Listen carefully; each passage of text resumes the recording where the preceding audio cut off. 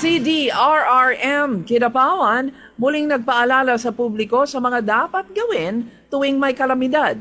Ginawa ng Kidapawan City Disaster Risk Reduction and Management Council o CDRRM ang panawagan bilang bahagi naman ng paghahanda kapag merong malakas na hangin o ulan.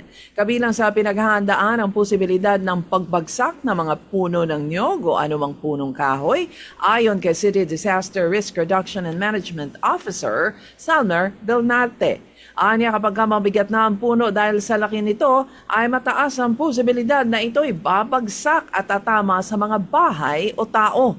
Upang maiwasan ito, binabawasan ng CDRRMO ang malalaking sanga ng puno upang maiwasan ang mga sakuna. Hiling niya sa mga may-ari ng malalaking puno na bawasan ang mga sanga nito upang maiwasan ang bigat at hindi matitinag kahit malakas ang hangin at ulan.